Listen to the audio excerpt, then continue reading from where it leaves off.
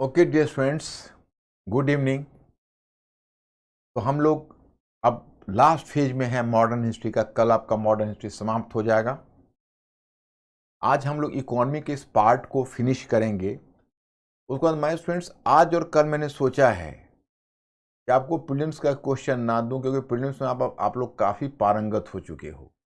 अब उसमें आपको कठिनाई नहीं है। अब मैं चाहता हूं कि एक दो दिन मेंस की कुछ चर्चा आपके साथ करूं, इसलिए आज प्रीलिम्स का क्वेश्चन नहीं लाया हूं, क्योंकि टाइम का थोड़ा कॉन्स्टेंट होता है। आप जानते हो क्लास का ड्यूरेशन थोड़ा सा कम है, तो वैसे में फिर प्रीलिम्स के क्वेश्चन करने में हमारा काम छूट जाता है और थोड़ा मेंस पर हम बात नहीं कर पाते मेंस के क्वेश्चन पर। तो इसलिए आज कुछ मैं 4-5 मेंस का क्वेश्चन मॉडल आंसर रखा हुआ है, वो मैं आपके साथ डिस्कस करना चाहता हूँ। और मैं चाहता हूँ कि मेरी हिस्ट्री समाप्त होते होते तक आप लोग राइटिंग, मेंस की राइटिंग में उतना ही पारंगत हो जाएं जितना आप प्रीलिम्स के क्वेश्चन में हो चुके हैं। तो इसीलिए आज मैंने उससे नहीं लाया है। तो चलिए हम आगे बढ़ते हैं। और आपको यहाँ पर मैं था, आपका आर्थिक सुधार कार्यक्रम, नेहरूवादी आर्थिक मॉडल, कृषि सुधार, औद्योगिकरण, पंचवर्षीय योजना, ये चल रही है। तो कल हम जहाँ थे वहाँ से आगे बढ़ते हैं।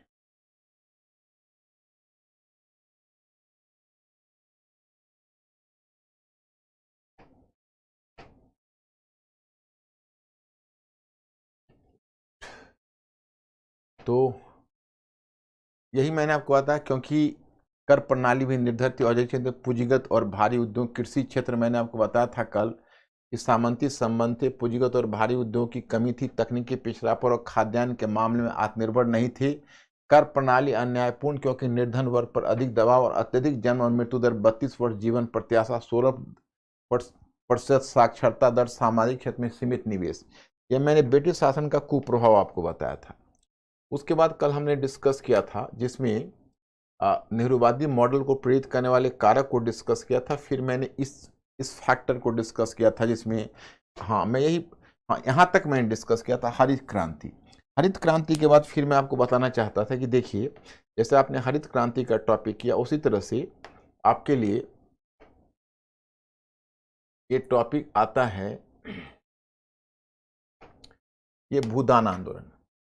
तो देखो, दो तरह के हैं, यानी आर्थिक पुनर्वितरण के हमारे पास जो मॉडल थे, उसमें एक मॉडल हमने आर्थिक पुनर्वितरण का रखा था, जिसको कहते हैं भूमि हदबंदी। भूमि हदबंदी वाले में योजना यह थी कि जिनके पास भूमि ज्यादा है उनकी भूमि की सीमाबंदी करके और उनसे अतिरिक्त भूमि लेकर और जो निर्धन किसान है उसमें वितरण कर दिया जाए। अगर ऐसा हो जाता तो बहुत अच्छा होता, भारत में एक बहुत बड़ी समस्या हल हो जाती। लेकिन वह भूमि का पुनर्वितरण नहीं हो सका।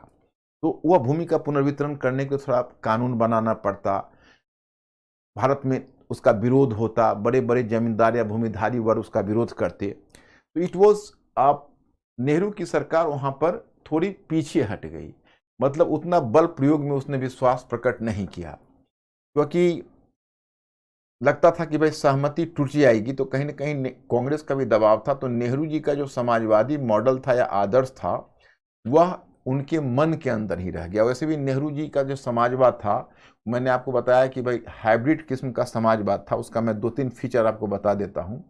एक तो आर्थिक समानता का लक्ष्य प्राप्त करना चाहते थे, परंतु व्यक्ति की स्वतंत्रता को कुचल कर नहीं करना चाहते थे। मतलब उनका कहना था कि हम आर्थिक समानता का लक्ष्य तो प्राप्त करेंगे। तो मतलब नेहरू के बारे में कहा जाता है कि उन्होंने सोवियत रूस के समाजवादी मॉडल और पश्चिम का पूंजीवादी मॉडल, दोनों के बीच हमेशा सामंजस्य लाने का प्रयत्न किया। क्योंकि यहां पर नेहरू का यह मानना था कि अगर हम, मतलब आर्थिक समानता का लक्ष्य तो हमारा है, हम आर्थिक समानता का लक्ष्य तो प्राप्त करना चाहते हैं, लेकिन व्यक्ति की स्वतंत्रता को कुचल कर नहीं करना चाहते हैं।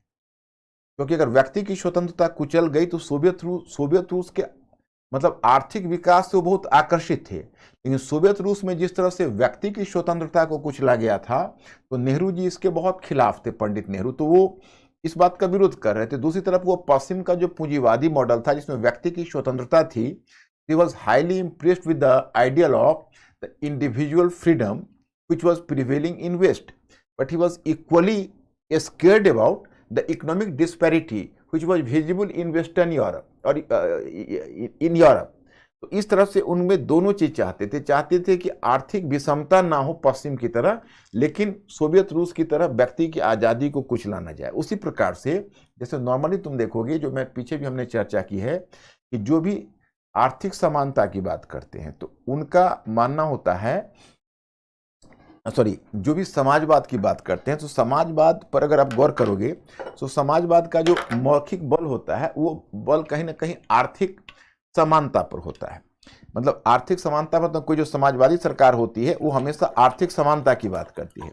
तो नेहरू का कहना था इसमें, पंडित नेहरू का, कि देखिए हम आर्थिक समानता की बात तो करते हैं, दैट इज अनदर थिंग, लेकिन आर्थिक समानता किसकी? जब उत्पादन ही नहीं होगा तो फिर वितरण कैसे होगा? जैसे देखो, समानता के लिए वितरण करना पड़ता है। वितरण का मतलब है कि जो धनी है उसे छीना और निर्धन में बांटा, तो उसको वितरण बोलते हैं, डिस्ट्रीब्यूशन। तो नेहरू जी का वहां पर सिद्धांत अलग है। उनका कहना है कि देखिए अगर उत्पादन ही नहीं होगा तो हम वितरण किस चीज की करेंगे? अगर मान लीजिए वस्तु ही नहीं है तो वितरण क्या होगा? तो उन्होंने एक तर्क यह दिया कि देखिए अगर उत्पादन नहीं होगा तो हम क्या वितरण करेंगे? क्या भूख और गरीबी का वितरण करेंगे? Will you prefer to distribute poverty? Will you prefer to distribute, you can say, economic disparity, sorry, poverty? मतलब there is no socialism of poverty. मतलब उन्होंने कहा कि गरीबियों का कोई समाजवाद नहीं होता। जैसे मैं उदाहरण बताता हूं, उनका कहना है कि मान लीजिए कोई दो इंसान है, एक इंसान है जिसको एक शाम भोजन मिलता है, दूसरा इंसान है जिसमें उसको एक भी शाम भोजन नहीं मिलता है। तो जिसको एक शाम भोजन मिलता है उससे हम एक क्वार्टर काट के उसको दे दें, जिसको एक शाम भी भोजन नहीं मिलता है, तो अंत में मरेंगे तो दोनों। तो क्यों ना हम पहले उत्पादन को बढ़ाएं कि केवल वितरण की बात करें। उन्होंने कहा कि हम वितरण चाहते हैं परंतु उत्पादन के ढांचे को प्रभावित करके वितरण नहीं चाहते। मतलब उत्पादन के ढांचे को प्रभावित करके वितरण नहीं चाहते। ओके। तीसरी बात यह है कि गांधी जी जैसे वर्ग समन्वय में विश्वास करते थे, नेहरू वर्ग समन्वय में विश्वास नहीं करते थे। मैं समाजवाद में पहले ही मैंने आपको बताया है, वो वर्ग संघर्ष में विश्वास करते थे, लेकिन वर्ग संघर्ष में भी वो रक्तपूर्ण क्रांति में विश्वास नहीं करते थे। वो प्रजातांत्रिक संस्थाओं के माध्यम से अपने वर्ग संघर्ष के लक्ष्य को पूरा करना चाहते थे। ये था नेहरू का समाजवाद। तो नेहरू जी जो समाजवाद चाहते थे उनका वहां पर, इसीलिए वो कोई ठोस कदम नहीं उठा पाए और भूमि हदबंदी को कड़ाई से लागू नहीं कर सके। अब देखिए, भूमि पुनर्वितरण का एक मॉडल लेकर आए आचार्य विनोबा भावे, जो गांधीवादी थे, गांधी जी के शिष्य थे, और उन्होंने एक नया आंदोलन चलाया जिसका नाम है भूदान आंदोलन। भूदान आंदोलन एक बड़ा ही, माने भूमि के आर्थिक पुनर्वितरण का एक बड़ा ही, मतलब यू कैन से कि it was a classical example of redistribution of land through peaceful means. मतलब शांतिपूर्ण तरीके से और अहिंसक तरीके से भूमि के पुनर्वितरण का उन्होंने बड़ा ही अच्छा मॉडल प्रस्तुत किया भूदान आंदोलन के रूप में। उन्होंने कहा कि सभी भूमि गोपाल की है, मतलब जितनी भी भूमि है वो गोपाल की है, सभी भूमि ईश्वर की है। इसलिए उन्होंने जमींदारों से अपील की कि आप अपनी भूमि का 6ठा भाग दान कर दीजिए। और इन्होंने अपना मूवमेंट 1951 में पोचमपल्ली, आंध्र प्रदेश से शुरू किया, तेलंगाना के पोचमपल्ली से शुरू किया 1951 में, और इसको सफलता उड़ीसा में मिली। और जैसा कि आपको यहां डेटा में सूचना मिलती है कि 4 लाख एकड़ भूमि इन्होंने अर्जित भी की, और आंदोलन उड़ीसा में सबसे अधिक सफल रहा। और वर्ग समन्वय के माध्यम से आर्थिक पुनर्वितरण लाना चाहते थे तो बहुत बड़ी बात थी, परंतु दिक्कत इसमें क्या हुई इस आंदोलन का कि सीमाएं की अधिकांश भूमि जो इनको दी गई, जो विनोबा भावे, एक्चुअली होता क्या था कि जो विनोबा को जो दान में भूमि देते थे वो अधिकांश भूमि ऐसी होती जो खेती के लिए उपयुक्त ही नहीं होती थी, it was unfit for agriculture, और विवादास्पद भूमि होती थी। कई बार क्या होता था कि दो भाइयों के बीच संघर्ष चलता रहता था, एक भाई भूमि का एक टुकड़ा विनोबा भावे को दान में दे देता था। और कुछ आलोचक का तो यहां तक मानना है कि तेलंगाना में जो एक साम्यवादी आंदोलन शुरू हो गया था, तो कहीं ना कहीं तेलंगाना के ये साम्यवादी आंदोलन को विकल्प के रूप में विनोबा भावे ने इसको खोजा। मतलब वहां पर जो कि साम्यवादी आंदोलन, आपको मैं बता दूं कि स्वतंत्रता के बाद 1951 में तेलंगाना में एक कम्युनिस्ट मूवमेंट शुरू हो गया था। मतलब कम्युनिस्टों ने नारा दिया, यह आजादी झूठी है, और उसने वक्त संघर्ष की बात की और हथियार उठा लिए। तो विनोबा भावे ने वहीं से मूवमेंट शुरू किया। इसका मतलब है कि कहीं ना कहीं वह एक तरह से उसका विराम देना चाहते थे। वो चाहते थे कि भाई किसी तरह से वर्ग संघर्ष को हम रोक लें। और तीसरा कहा जाता है कि कहीं ना कहीं विनोबा भावे ने ग्रामीण जमींदारों के हक में तो काम नहीं किया, कि ग्रामीण जमींदारों को थोड़ी सी भूमि दे, मतलब ग्रामीण जमींदारों से थोड़ी भूमि लेकर और निर्धन मतलब भूमिहीन किसानों में बांट दिया जाए, ताकि भूमिहीन किसान गांव में रहे और मतलब भूमिहीन किसान को थोड़ी भूमि मिलेगी तो गांव में रहने का इंसेंटिव मिलेगा, और फिर आगे वो जमींदार के मजदूर के रूप में काम करेंगे। तो हो सकता है यह भी लक्ष्य उनका रहा। जो आलोचक हैं, आप तो सोशल साइंस पढ़ते हो तो आप जानते हो कि सोशल साइंस में जो मीनिंग निकलती है वो प्याज के छिलके की तरह, जब एक एक छिलके आप उतारते हो तो दूसरे छिलके से मीनिंग निकलती जाती है। तो मतलब यह है कि कभी भी ह्यूमैनिटीज़ में एक पर्सपेक्टिव नहीं होता, एक से ज़्यादा पर्सपेक्टिव होता है। तो जब हम उस विषय को पढ़ते हैं तो हमारी कोशिश रहे कि हम दोनों पर्सपेक्टिव को ध्यान रखें और दोनों पर्सपेक्टिव का अध्ययन करें। सो माय स्टूडेंट्स, अब ये तो आपका हो गया और भूदान मूवमेंट। उसके बाद मैं आपको बताना चाहूँगा कि तकनीकी सुधार में भूमि के क्षेत्र में संस्थागत सुधार के बाद तकनीकी सुधार को प्राथमिकता दी गई। पृष्ठभूमि आपने जानते ही, कीटनाशक और खाद्यान्नों की उपलब्धता, ये तो हम लोगों ने हरित क्रांति कर ली। देखो, नेहरू जी का एक जो कंट्रीब्यूशन विज्ञान और तकनीकी के विकास में, वो भी आप देख लेना, क्योंकि विज्ञान एवं तकनीकी का विकास, नवीन संस्थाओं की स्थापना, भारत के प्रथम प्रधानमंत्री जवाहरलाल नेहरू ने तीव्र औद्योगिकरण को प्रोत्साहन देने के लिए विज्ञान एवं तकनीकी के विकास, इस्पात उद्योग की स्थापना एवं बहुउद्देशीय सिंचाई परियोजना पर बल दिया। यानी बहुउद्देशीय सिंचाई परियोजना पर भी उन्होंने बल दिया था। वो कहा करते थे, dams are the temples of India. जब भाखड़ा नांगल परियोजना बनाई, उस समय विश्व की दूसरी बड़ी योजना थी, और उन्होंने एक तीर से 3 शिकार करने की कोशिश की थी। मतलब उनका यह मानना था कि भाखड़ा नांगल परियोजना या फिर दामोदर घाटी प्रोजेक्ट, जो इससे पहली पंचवर्षीय योजना जो बनी थी, उसमें दामोदर घाटी प्रोजेक्ट था, हीराकुंड प्रोजेक्ट था, भाखड़ा नांगल प्रोजेक्ट था। और उस प्रोजेक्ट से उन्होंने सोचा कि एक साथ कई 3 काम होंगे, सिंचाई का काम होगा, बिजली विद्युत उत्पादन होगा और मत्स्य पालन होगा, मतलब सारे काम उसमें होंगे। और तो पंडित नेहरू का कहना था, तो विज्ञान तकनीकी के विकास के लिए उन्होंने विशेष रूप से काम किया। उनका कहना था कि विज्ञान के 2 पक्ष है, एक है दृष्टिकोण और दूसरा है तकनीकी। तो सबसे पहले लोगों में एक वैज्ञानिक दृष्टिकोण विकसित किया जाए। उनका विचार यह था कि प्रथम दृष्टिकोण, दूसरा तकनीकी, किसी भी राष्ट्र के विकास के लिए दोनों आवश्यक है।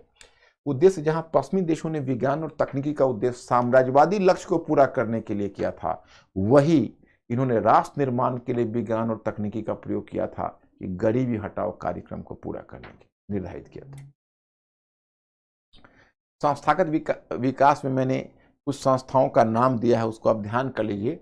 CSIR 5 IIT कॉलेज की स्थापना की, परमाणु ऊर्जा आयोग, परमाणु ऊर्जा विभाग का गठन किया गया, पहला परमाणु रिएक्टर बॉम्बे के ट्रॉम्बे में स्थापित हुआ, उसी प्रकार थुम्बा में रॉकेट प्रक्षेपण केंद्र की स्थापना की गई। इस सब डेटा को थोड़ा याद रखिएगा आप लोग।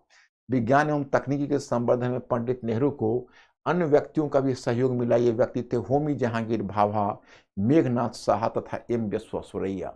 3 साइंटिस्ट उनके साथ थे,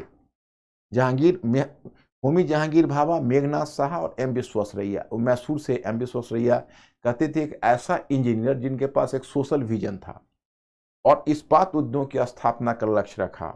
जैसे भारत की स्वतंत्रता के समय निजी क्षेत्र में 2 इस्पात उद्योग स्थापित थे, इसमें 1 मिलियन टन का उत्पादन होता था, परंतु नेहरू की सरकार ने 6 मिलियन टन इस्पात के उत्पादन का लक्ष्य रखा। और इसके लिए द्वितीय पंचवर्षीय योजना से पूर्व 3 राष्ट्रों के साथ इस्पात उद्योग स्थापित करने पर समझौता किया गया। यह था ब्रिटेन के साथ दुर्गापुर में, जर्मनी के साथ राउरकेला में और सोवियत रूस के साथ भिलाई में। बहुउद्देशीय परियोजना।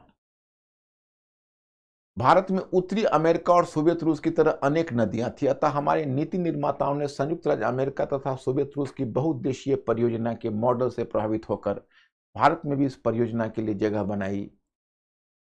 इसके तहत एक तीर से 3 शिकार करने की योजना बनाई गई, यथा सिंचाई, बाढ़ नियंत्रण एवं विद्युत उत्पादन। इस प्रकार की पहली बड़ी परियोजना भाखड़ा नांगल परियोजना थी, जो विश्व की दूसरी बड़ी परियोजना थी और जवाहरलाल नेहरू ने घोषित किया था कि बांध भारत के मंदिर को ध्यान रखना।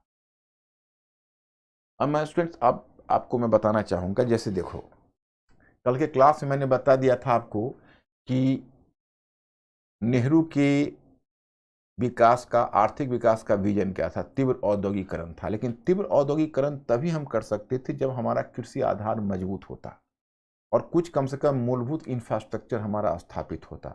तो पहली पंचवर्षीय योजना में आपने देखा कि कृषि को ही लक्ष्य बनाया गया था और इसी के लिए आपने देखा कि उसमें कई महत्वपूर्ण निर्णय लिए गए थे, जैसे कुछ सिंचाई परियोजना आरंभ की गई थी और सिंचाई परियोजना के अलावा भूमि सुधार कार्यक्रम को बढ़ावा दिया गया था, जिसमें संस्थागत सुधार के लिए कदम उठाए गए थे। और इसके अलावा कुछ रासायनिक, कुछ खाद्य उद्योग, कुछ उर्वरक उद्योगों की भी स्थापना की गई थी। ये सब जितना भी प्रयास किया गया था प्रथम पंचवर्षीय योजना में। अब जब द्वितीय पंचवर्षीय योजना की बारी आई 1956 में, तो अब नेहरू जी तीव्र औद्योगिकरण के लिए तैयार थे। तो यह काम उन्होंने सुपुर्द किया। उस समय एक सांख्यिकी विभाग के प्रधान थे जिसका नाम था पीसी महालानोबिस। उन्होंने पीसी महालानोबिस को यह कार्यक्रम सुपुर्द किया। तो पीसी महालानोबिस ने दुनिया में कई जगह प्लानिंग का अध्ययन किया, यानी योजना का अध्ययन किया। जैसे उन्होंने अमेरिकी मॉडल का भी अध्ययन किया, ब्रिटिश मॉडल का भी अध्ययन किया, लेकिन सबसे अधिक उनको प्रभावित किया सोवियत रूस की पंचवर्षीय योजना। और फिर उन्होंने सोवियत रूस की योजना को बहुत तरजीह दी। लेकिन सोवियत रूस में मैंने पहले ही आपको बताया कि सोवियत रूस एक साम्यवादी देश था। उसमें व्यक्तिगत संपत्ति के लिए कोई जगह नहीं थी। उसमें जो भी प्रॉपर्टी थी वो राज्य के नियंत्रण, मतलब वहां पर राज्य आधारित अर्थव्यवस्था थी। शुरू में तो लेनिन ने ऐसा नहीं किया था, जो मैं विश्व इतिहास में बताऊंगा। लेकिन जब स्टालिन का आगमन हुआ तो 1927 में स्टालिन ने पूरी भूमि का सामूहिकीकरण कर दिया। मतलब उसने कहा कि कलेक्टिव प्रॉपर्टी रहेगी, प्राइवेट प्रॉपर्टी को नष्ट कर दिया। और उसने उद्योगों को भी राज्य के नियंत्रण में रखा, कृषि को भी राज्य के नियंत्रण में रखा। तो जो मॉडल लेनिन का था वो मॉडल भारत नहीं अपना सकता था। इसलिए नहीं अपना सकता क्योंकि हम डेमोक्रेसी थे। हम उस तरह का बल प्रयोग नहीं कर सकते थे आर्थिक विकास के लिए जो सोवियत रूस ने किया था। लेकिन जवाहरलाल नेहरू एक डेवलपमेंट इकोनॉमी का मॉडल लेकर आए। उनका जो मॉडल था उसको कहते हैं मिश्रित अर्थव्यवस्था का मॉडल।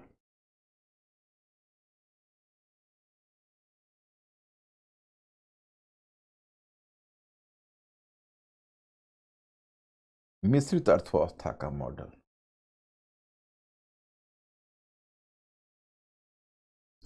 इस मॉडल में जानते हो, इसमें सार्वजनिक क्षेत्र यानी राज्य नियंत्रण,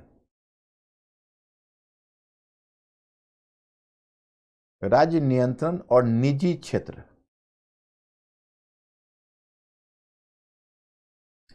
राज्य नियंत्रण और निजी क्षेत्र दोनों था। जैसे आप कहोगे राज्य नियंत्रण और निजी क्षेत्र से क्या आशय है, तो जैसे मैं आपको बताता हूं।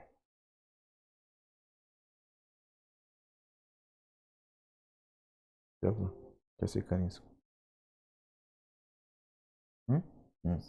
राज्य नियंत्रण। तो जो राज्य नियंत्रण अगर आप इसको देखेंगे तो पता चलेगा कि जैसे राज्य नियंत्रण जैसी जो चीज है, तो निजी क्षेत्र में पूरे एग्रीकल्चर को, पूरी कृषि को इन्होंने निजी क्षेत्र में रख दिया। उसमें राज्य का कोई नियंत्रण नहीं था। और उद्योगों को इन्होंने 3 कैटेगरी में बांटा। 1956 में आप देखोगे 3 कैटेगरी में बांटा। पहली कैटेगरी में वे उद्योग रखे, चुने हुए लगभग 17 उद्योग, जो सिर्फ राज्य के नियंत्रण में होता है। जैसे आप यह देखोगे तो जिसको पब्लिक सेक्टर इंडस्ट्री कहते हो, पब्लिक सेक्टर इंडस्ट्री सार्वजनिक उद्योग, मतलब जो भारी और पूंजीगत उद्योग थे उसको राज्य नियंत्रण में रखा, जिसमें रेलवे भी था और भी बाकी चीजें थी, उन सबको राज्य नियंत्रण में रखा। जो जिसको मैंने आपको कहा था कैपिटल गुड्स इंडस्ट्री, उसको राज्य नियंत्रण में रखा। फिर दूसरे कैटेगरी में यह उद्योग उन्होंने रखे जिसमें राज्य भी जा सकते थे और निजी व्यक्ति भी जा सकता था, यानी पूंजीपति भी जा सकता। और तीसरी कैटेगरी में वो उद्योगों को रखा जो केवल निजी क्षेत्र के लिए खोला जा सकता था। इस तरह से इन्होंने राज्य नियंत्रण और निजी क्षेत्र को मिलाकर मिश्रित अर्थव्यवस्था स्थापित की, जो सोवियत रूस के मॉडल से प्रेरित तो था लेकिन सोवियत रूस के मॉडल से भिन्न था। अब मैं आपको जरा सा पीसी महालनोबिस का मॉडल समझा दूं, उसके लिए आपको हमारा डायग्राम देखना चाहिए, और मुझे लगता है तो डायग्राम देखने के बाद आपको क्लियर हो जाएगा। मैं उसको समझा देता हूं, तो बहुत स्पष्ट है, कोई ऐसी दिक्कत नहीं।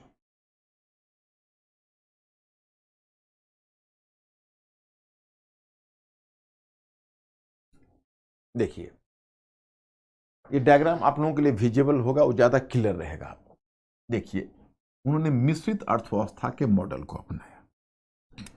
तो आपको जिज्ञासा होगी भाई ये मिश्रित अर्थव्यवस्था के मॉडल को क्यों अपनाया, तो इसमें दो क्या फायदे थे। अगर कोई आपसे पूछे कि भाई मिक्स्ड इकोनॉमी का मॉडल अपनाने के पीछे उनका उद्देश्य क्या था, उद्देश्य यह था, एक, उनका मानना था कि अगर अर्थव्यवस्था को हम केवल राज्य के नियंत्रण में रखेंगे, और तो जैसे औद्योगिकरण को राज्य के नियंत्रण में रखेंगे, तो हम उतने रिसोर्सेस नहीं जुटा पाएंगे जितना तीव्र औद्योगिकरण के लिए आवश्यक हो, तीव्र औद्योगिकरण के लिए आवश्यक हो, उतना हम रिसोर्सेस नहीं जुटा पाएंगे,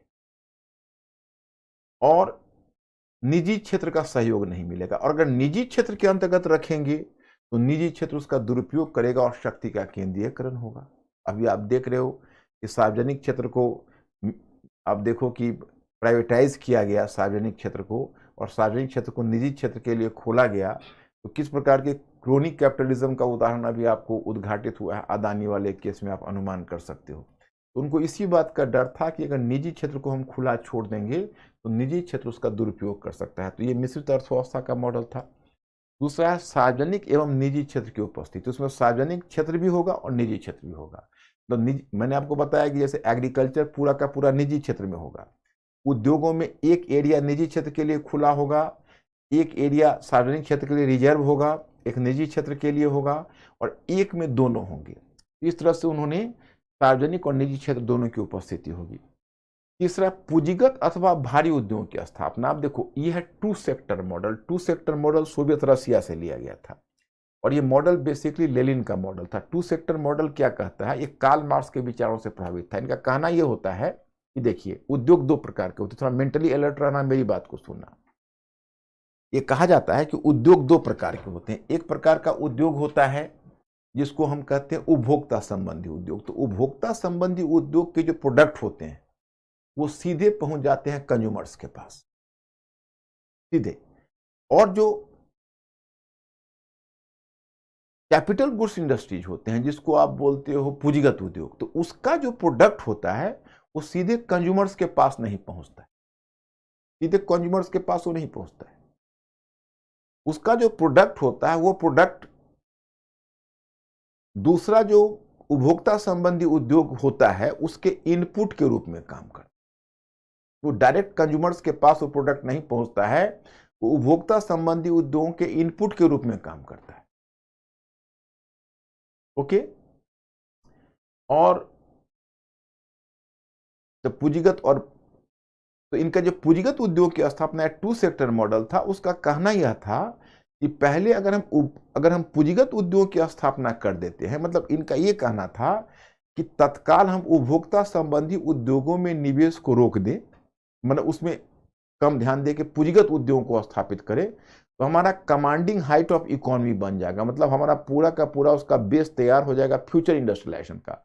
तो तब तक जब तक हम पूंजीगत उद्योगों की स्थापना करते रहेंगे, उपभोक्ता संबंधी उद्योगों पर हम निवेश नहीं कर पाएंगे, तो हमारे पास उपभोक्ता संबंधी वस्तुओं की थोड़ी कमी रहेगी। उस कमी को हम बर्दाश्त करें, सहन कर लें। एक समय आएगा, मतलब आगे, तो दूसरी पीढ़ी के उद्योग जब खड़ा होने लगेंगे पूंजीगत उद्योगों की स्थापना के बाद, तो दूसरी पीढ़ी के उद्योग खड़ा होते ही चले जाएंगे।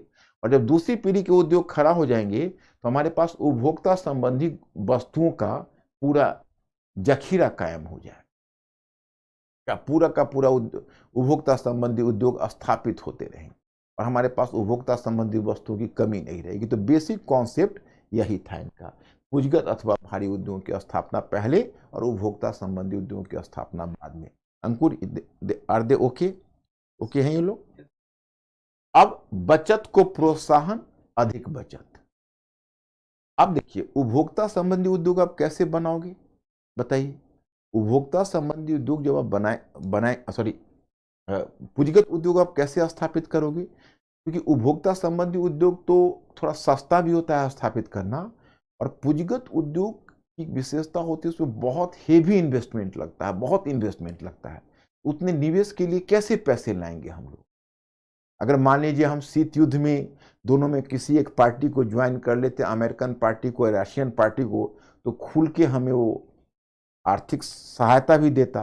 तो हम किसी एक पार्टी के साथ न बात करके गुट निरपेक्षता की बात कर रहे थे, तो किसी भी पक्ष से हम बहुत ज़्यादा आर्थिक अनुदान की उम्मीद नहीं कर सकते, सॉफ्ट लोन की उम्मीद नहीं कर सकते। तो हम पैसे कहाँ से लाएंगे निवेश के लिए? तो इन्होंने उसका तरीका अपनाया कि बचत को बढ़ावा देना है, बचत को प्रोत्साहन देना है महालनोबिस मॉडल में। मतलब कम से कम हमको एक्सपेंडिचर करना है और अधिक से अधिक हमको बचत करना है, मतलब कंजम्पशन कम करना है। लोगों को आदत डालनी है कम, मतलब उपभोक्ता संबंधी उद्योगों पर कम खर्च करे और ज़्यादा बचत करे, जिस बचत का निवेश हो। उसके लिए क्या करना है? तो आयात प्रतिस्थापन नीति, ये जो आप देखते हो आयात प्रतिस्थापन, आज हमारी नीति किधर चली गई है पता है? निर्यात संवर्धन। आयात प्रतिस्थापन नीति इकोनॉमिक्स में होता है, उसको कहते हैं इंपोर्ट सब्स्टिट्यूशन। मतलब कि हम बाहरी मोर्चे पर इतना चुंगी लगा देंगे, इतनी चुंगी लगा देंगे कि बाहर के उपभोक्ता संबंधी वस्तुओं को आने में रुकावट डालेंगे, तो उपभोक्ता संबंधी वस्तुएं बाजार में हमारा कम आए। हम बाहर से उन वस्तुओं की हम आयात पर पाबंदी लगाएंगे, ताकि, क्योंकि अब देखो ज़्यादा, अब आज की तारीख में आप बाजार में जाते हो, आप लोग तो नई पीढ़ी के हो और आप लोगों ने आंखें ही खोली हैं, अपना होश ही संभाला है आर्थिक उदारीकरण के युग में। तो आप लोगों की जब आंखें खुली है तो चारों तरफ आपको कंज्यूमर गुड्स नजर आती है। मोबाइल फोन में अगर आपने एक मॉडल खरीदा होगा तो देखते हैं कि आपका मित्र उससे भी लेटेस्ट लेकर घूम रहा है। अगर शूज में ही आप अगर अच्छे शूज कॉस्टली पहनते हैं तो देखते हैं दूसरा उससे भी बढ़िया शूज, उससे भी लेटेस्ट कंपनी, उससे भी कोई दूसरी अच्छी कंपनी के पहन रहा है। तो you are having so many choices in consumer goods कि आप उस नेहरूवादी एरा की परिकल्पना ही नहीं कर सकते हो वो कितनी स्कार्सिटी के युग के रूप में स्थापित हो गया था। मतलब how much scarcity was there, you can not imagine. तो लेकिन वहां पर क्या है कि आयात प्रतिस्थापन की नीति पर इन्होंने बल दिया। तो इसका मतलब यह हुआ कि भाई हम बाहर से कंज्यूमर गुड्स आने ही कम देंगे, लोग उसको खरीदेंगे कम, तो कंज्यूमर गुड्स की मार्केट में कमी। और मौद्रिक नियंत्रण उसके लिए आपको थोड़ा जब इकोनॉमी पढ़ोगे तो समझ में आएगा। उसको मौद्रिक नियंत्रण के लिए हम टर्म लाते हैं मॉनेटरी कंट्रोल। तो जो मॉनेटरी कंट्रोल की पॉलिसी होती है वो पॉलिसी क्या होती है? तो मॉनेटरी कंट्रोल की पॉलिसी यह होती है कि जैसे बैंकिंग नीति होती है, तो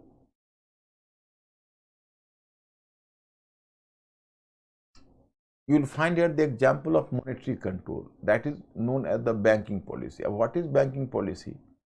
तो आप बैंक को लेंड करते हो, ओके? तो बैंक को जब आप रकम लेंड करते हो, तो बैंक में अगर पैसे जमा करते हो तो बैंकिंग क्या करता है बेसिकली। अब तो खैर आज की तारीख में आर्थिक उदारीकरण का युग है, तो आर्थिक उदारीकरण के युग में तो भूल जाइए पहले कैसे होता था। पहले क्या होता था, बैंक जितना उसके पास जमा मनी होती थी उसका 40% SLR और लगभग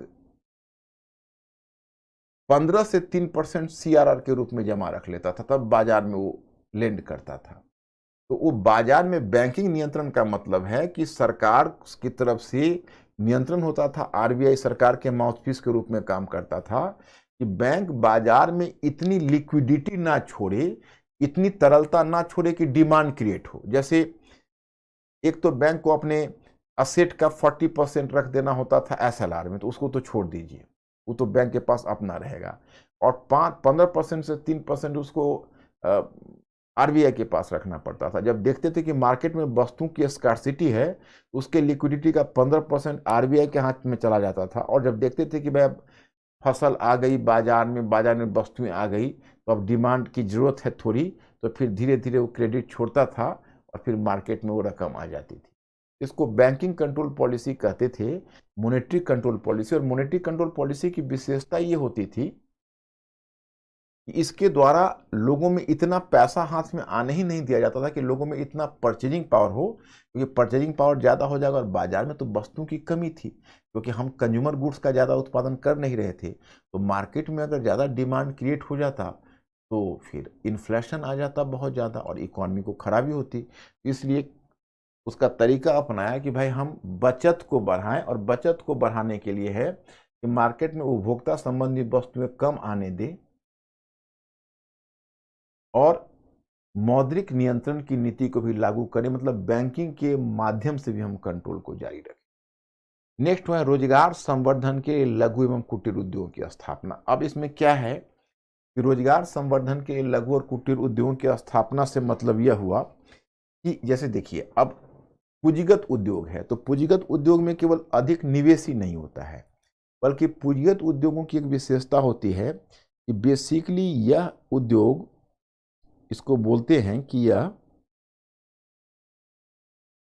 कैपिटल इंटेंसिव होता है। कैपिटल इंटेंसिव का मतलब होता है इसमें पूंजी ज़्यादा लगती है, परंतु इससे एम्प्लॉयमेंट जनरेशन कम होता है। इसके माध्यम से अब देखेंगे कि रोजगार संवर्धन कम होगा, मतलब इसमें रोजगार संवर्धन की गुंजाइश कम होती है। तो चूंकि रोजगार संवर्धन की गुंजाइश कम होती है, तो अब रोजगार कैसे पैदा करोगे, तो उसके लिए एक तरीका अपनाया गया, अलग से लघु और कुटीर उद्योग स्थापित किया जाएगा और उससे लोगों को रोजगार बढ़ाया जाएगा। लास्ट है विनियमन एवं लाइसेंसिंग नीति 1951। तो विनियमन एवं लाइसेंसिंग नीति 1951 से आशय यह है कि क्योंकि लक्ष्य तो समाजवादी था, पंडित जवाहरलाल नेहरू का समाजवादी लक्ष्य का मतलब जो आपको नीति निर्देशक तत्व के रूप में भी झलकता है कि आप देखते हो, आपने पढ़ा होगा अभी पॉलिटी में कि 39(20) अनुच्छेद 39(20), उसमें मतलब है कि धन के कुछ हाथों में धन के संकेंद्रण को रोकना। तो धन के संकेंद्रण को अगर रोकना है, उसके लिए उन्होंने एक विनियमन और लाइसेंसिंग नीति लाई, मतलब एक उद्योगपति कहीं अकेला ज्यादा से ज्यादा उद्योगों पर कब्जा ना कर ले, इसलिए नियम बनाया गया कि आपको अगर दूसरा उद्योग खोलना है तो पहले सरकार से लाइसेंस लेना होगा। तो लाइसेंस लेना होगा तो विनियमन यानी रेगुलेशन एंड लाइसेंसिंग पॉलिसी 1951 लागू किया गया। आप बिना सरकार से लाइसेंस लिए हुए एक उद्योग से दूसरे उद्योग में आप स्विच ओवर नहीं कर सकते, ये पॉलिसी है। इसी को आपको दिया गया, महालनोबिस मॉडल की विशेषताएं को विस्तार से दिया गया।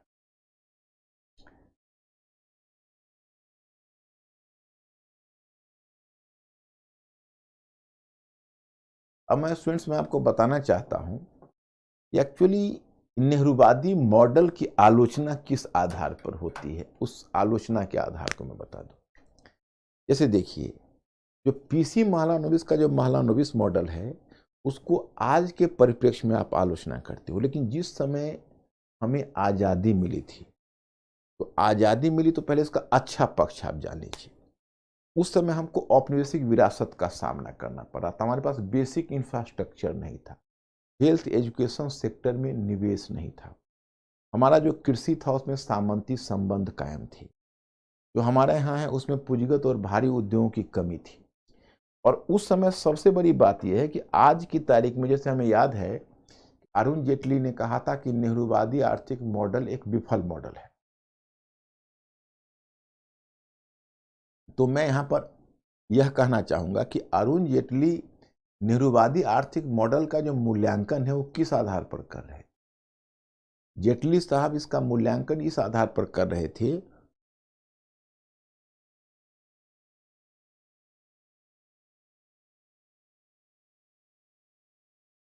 जैसे जेटली साहब थे, उन्होंने इस आधार पर मूल्यांकन किया कि इसने आज के आर्थिक उदारीकरण के युग में, अब मैं आपको विश्व इतिहास पढ़ाऊंगा तो शायद वहाँ पर मैं आपको अंतर्राष्ट्रीय अर्थव्यवस्था का विकास ज़्यादा बेहतर समझा पाऊंगा। हालांकि वो आपका सिलेबस का पार्ट नहीं होगा, लेकिन मैं थोड़ा आगे बढ़ के समझा दूंगा ताकि आपका विजन क्लियर हो। तो मैं आपको यह बताना चाहूँगा कि आर्थिक उदारीकरण की जो पॉलिसी है वह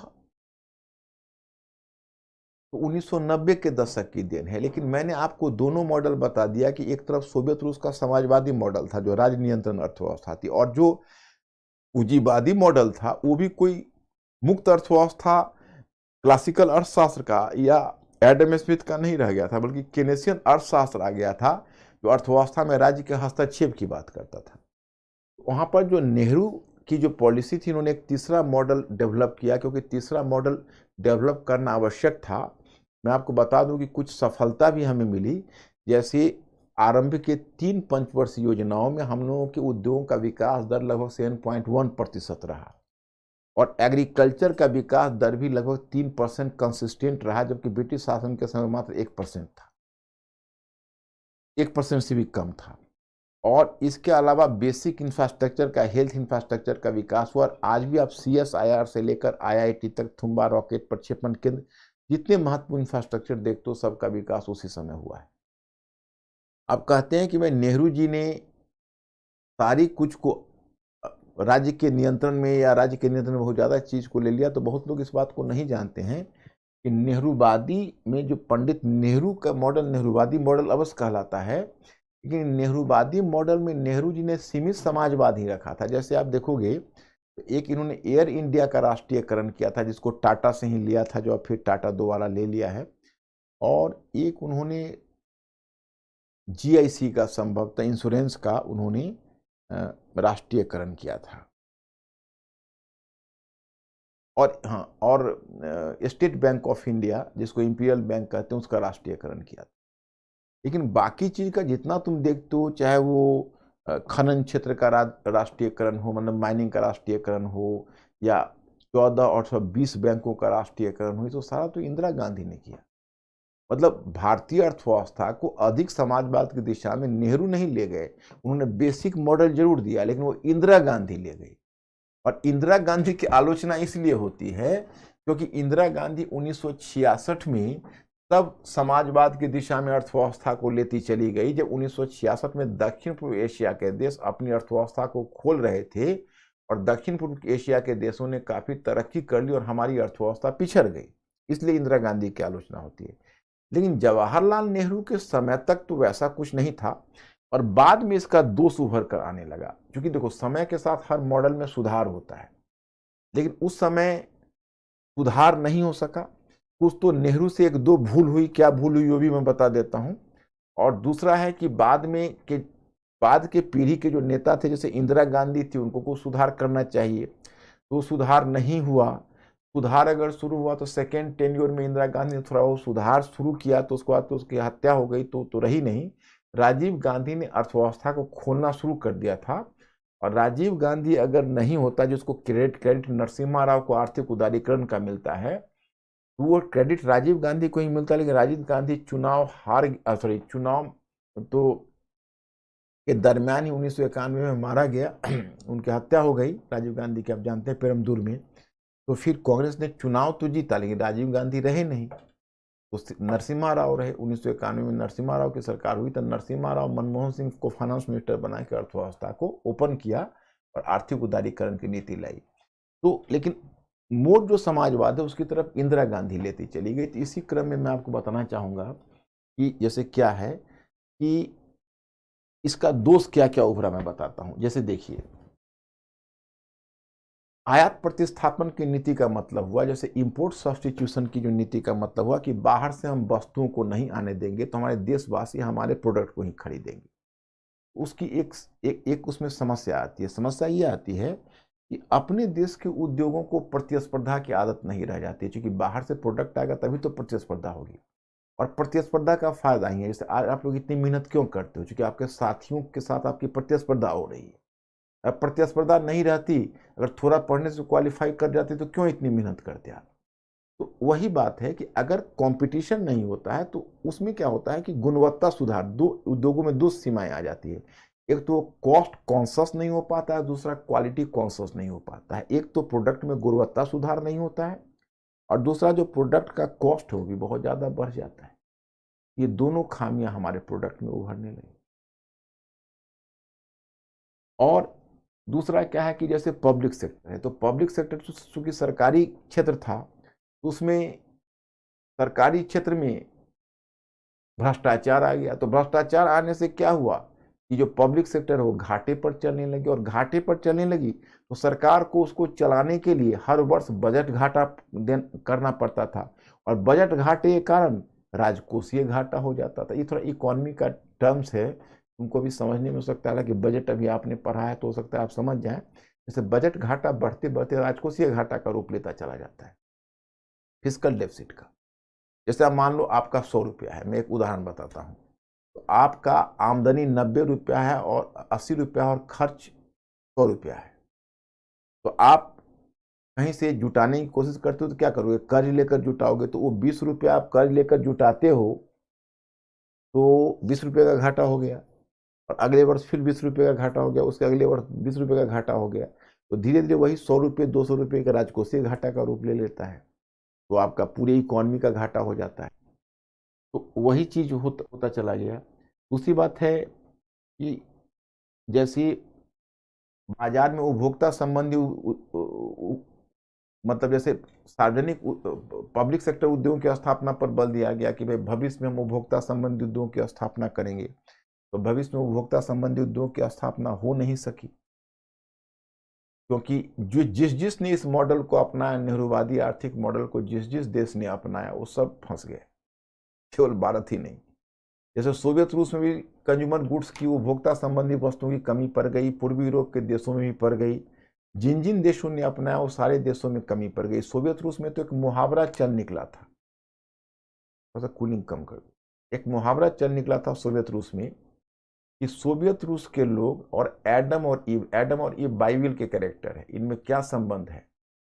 तो कहा जाता था कि दोनों स्वर्ग में रहते हैं, परंतु दोनों में से किसी को पहनने के लिए कपड़े नहीं। मतलब वहां पर इतनी स्कार्सिटी हुई। आप लोगों को तो मैंने क्या कहा कि आप लोग आर्थिक उदारीकरण के युग में पैदा हुए हो, तो आप लोग इसको नहीं महसूस कर रहे हो। हम लोग बचपन में महसूस करते थे। जैसे अगर कभी शूज खरीदना होता तो पिताजी शूज की दुकान में ले जाते, तो हमारे पास एक ही चॉइस होता, बाटा शूज। बाटा कंपनी का शूज उसमें सबसे बेहतर शूज था, वही चॉइस था। और फिर दो चार लोकल कंपनी होती थी, तो लोग कोई जो संभ्रांत घर के लोग बाटा शूज ही पहनना पसंद करते, तो बाटा शूज ही मिल जाता। और इतना मजबूत शूज होता था कि जल्दी टूटता नहीं था वो। और एक 2-3 साल पहनने के बाद मन उब जाता था, इच्छा होती थी टूटे, तो टूटता नहीं था। और दूसरा है कि अगर हम लोगों के पास, अगर अब कहोगे स्नैक्स में, तो बस वही हल्दीराम भुजिया वाला था, अंकल चिप्स वगैरह तो बहुत बाद की चीज़ है। तो मार्केट में स्कार्सिटी ऑफ प्रोडक्ट्स था, कंज्यूमर गुड्स की बेहद कमी थी। अगर आपको चॉइस भी है, अब गाड़ी में एक एम्बेसडर कार अवेलेबल था, या बहुत बाद में फिर एक गाड़ी आई फिएट, वो इटली से था, उसका कोलेब्रेशन या कुछ ऐसा। तो इटली से एक ही बस हुई फिएट कार जो इटालियन प्रोडक्शन था, और एम्बेसडर कार जो हिंदुस्तान मोटर्स निकालती थी, तो बस यही थी। उसी तरह से बाइक लेना है तो राजदूत मोटरसाइकिल था, उसके अलावा वेस्पा स्कूटर था। इस प्रकार से आप देखते हैं कि बस लिमिटेड मार्केट में कंज्यूमर गुड्स थे। और दूसरी दिक्कत यह थी कि लघु और कुटीर उद्योग की स्थापना जो आप देखते हो, तो ये लघु और कुटीर उद्योग की स्थापना हो गई व्हाइट एलिफेंट ही, तो इतना घाटे की चीज हो गई कि भ्रष्टाचार का बोलबाला हो गया। अब लघु और कुटीर उद्योग में जो पैसे लगाए, रोजगार संवर्धन होगा, रोजगार संवर्धन तो नहीं हो सका। इससे अच्छा तो डायरेक्ट मनी ट्रांसफर हो जाता, जो अब हो रहा है वो ज्यादा ठीक था। बल्कि वो लघु कुटीर उद्योग में लगाए गए और बीच में वो पैसे भ्रष्टाचार के भेंट चढ़ गए, और लघु और कुटीर उद्योग भी बीमार होते चले गए। और औद्योगिक लाइसेंसिंग है, वो एक बड़ी समस्या हो गई। वो मिस गवर्नेंस का, उसको कहते हैं लाल फीताशाही या रेड टैपिज्म। तो जो रेड टैपिज्म है, वह रेड टैपिज्म का उसने रूप ले लिया।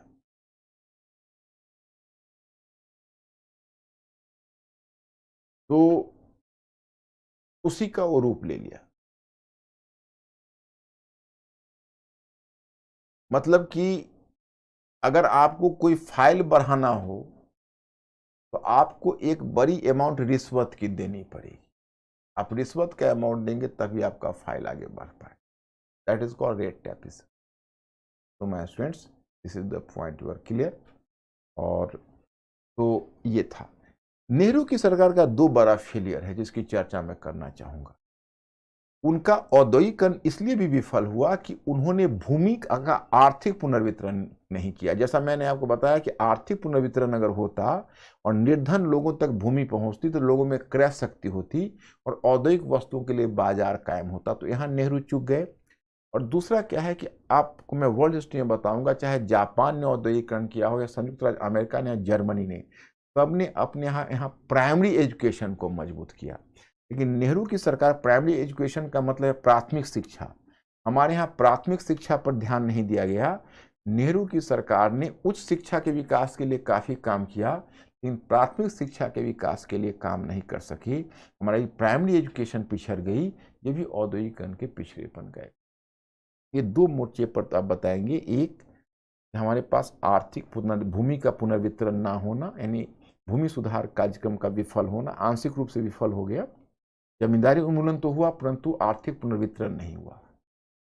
और दूसरी सीमा हमारी हुई कि प्राइमरी एजुकेशन या प्राथमिक शिक्षा का विकास नहीं हुआ। दो चीजों को ध्यान। अब मैं आपको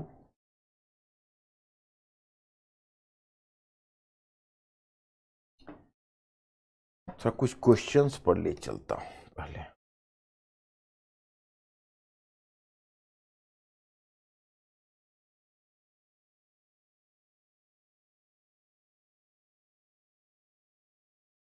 देखिए,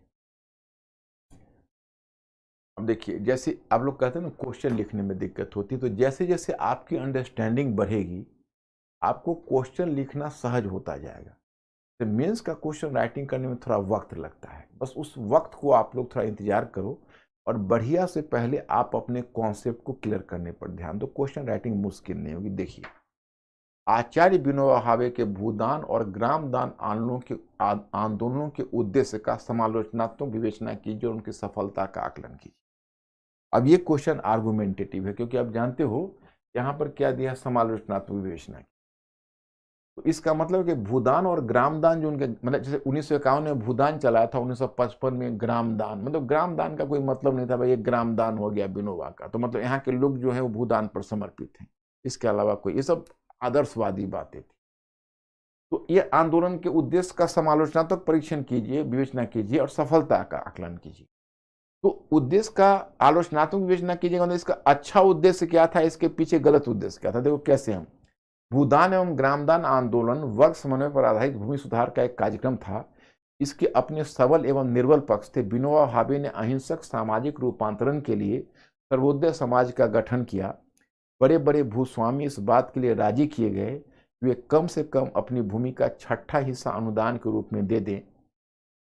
यह आंदोलन 1951 में तेलंगाना के पोचमपल्ली गांव से आरंभ हुआ और 1955 में इसने एक नए आंदोलन का रूप ले लिया। इसे ग्राम दान के नाम से जाना गया। भूदान एवं ग्राम दान के पीछे आदर्श यह था कि सभी भूमि ईश्वर की है तथा इसे खुले रूप में अनुदान दिया जाना चाहिए।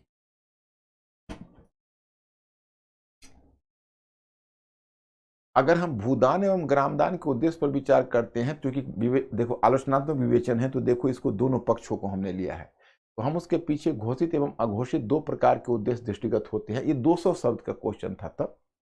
इसका घोषित उद्देश्य था शांतिपूर्ण तरीके से आर्थिक पुनर्वितरण। अगर यह मॉडल सफल हो जाता, ये क्वेश्चन पूछा है 2013 में, अगर ये मॉडल सफल हो जाता तो आर्थिक पुनर्वितरण का एक नवीन मॉडल स्थापित कर सकता था। वहीं इसका अघोषित उद्देश्य था आर्थिक रूप में विभाजित समाज वर्ग संघर्ष को रोकना।